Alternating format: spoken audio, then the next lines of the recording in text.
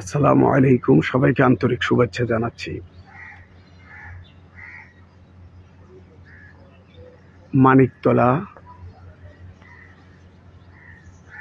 মুন্সিপাড়া,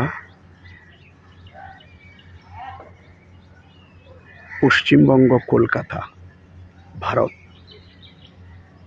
সুফি Fati Ali ওয়াইসি রহমতুল্লাহ আলাইয়ের মাজার শরীফ আপনাদেরকে দেখাচ্ছি। কাজ চলছে।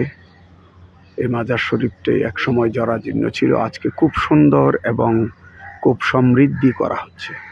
সুফি ফাতি আলী ওয়াইসি রহমতুল্লাহ আলাই, যিনি ফার্সিতে দিওয়ানে ওয়াইসি নামের একটি ঐতিহাসিক গ্রন্থ রচনার মাধ্যমে রাসূল সাল্লাল্লাহু আলাইহি ওয়াসাল্লামের জীবনকর্ম এবং তার প্রেমের উদাহরণ এই গ্রন্থটিতে তুলে ধরা হয়েছে।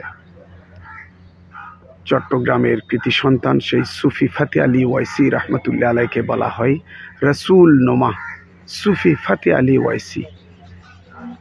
আজ তার মাজার শরীফ আমরা জিয়ারতে এসেছি কলকাতায়।